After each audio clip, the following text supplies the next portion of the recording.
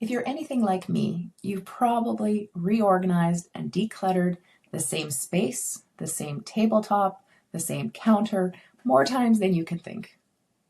A drawer, a closet, a desk, maybe even your entire house. And every time you think, this time it'll stick. And then a few weeks later, it doesn't. For a long time, I thought this meant I was disorganized or inconsistent or doing something wrong. What I eventually realized is this: we keep decluttering the same space, but we haven't decided what that space is actually for. So not having a vision of what it's meant to be, we keep redoing the same action. Because nature abhors a vacuum, and so does your nervous system, most people start decluttering with what to get rid of. But the real starting point is this: what role is this space supposed to play in my life right now? For who I want to be today, not for who I was, and not for a future us. So for example, if your desk is supposed to support focused work, but your life right now requires flexibility, creativity, and quick transitions, your desk will keep becoming cluttered, no matter how many times you clean it. Or what about your kitchen? That keeps filling up with random items. Papers, bags, unopened things. Often isn't a storage problem. It's a signal that the kitchen has become the emotional drop zone for the house.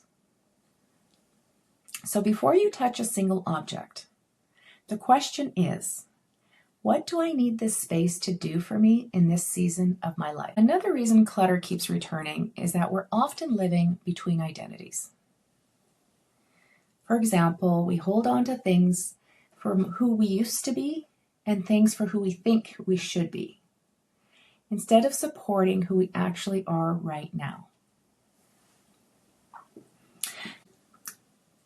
That might look like clothes that no longer fit your body or your lifestyle, books you feel guilty for not reading, hobbies that belong to a different version of you. None of that means you failed. It just means you've changed and your environment hasn't caught up yet.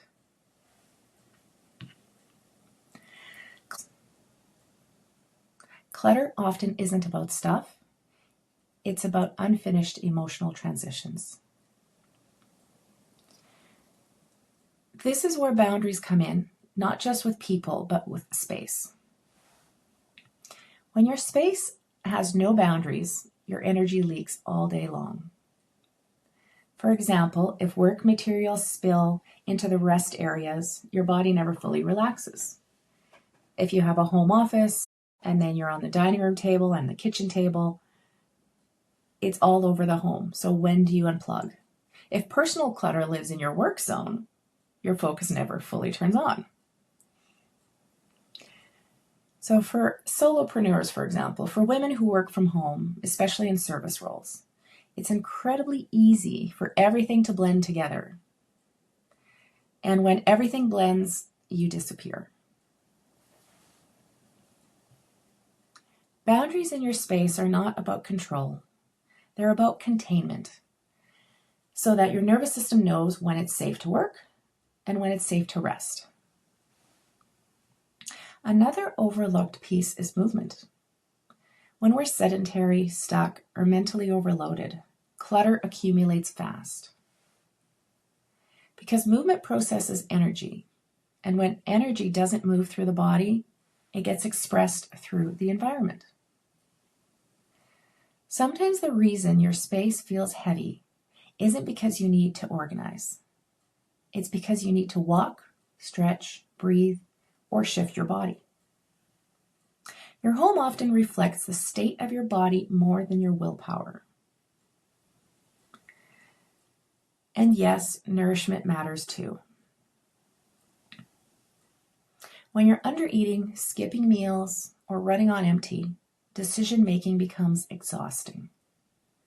Decluttering requires hundreds of micro decisions, and when your brain is depleted, the easiest choice is put it down for later. So sometimes clutter isn't resistance, it's just fatigue. This is why decluttering rarely works in isolation. Your space, your body, your energy, your boundaries, they're not separate systems. They're one integrated ecosystem. When you address only the stuff comes back. When you address the system, the space begins to support you. If you're noticing that some areas of your life or home keep asking for attention, that's not failure. It's information. You don't need to overhaul everything at once. You just need to get curious about what's actually asking to change.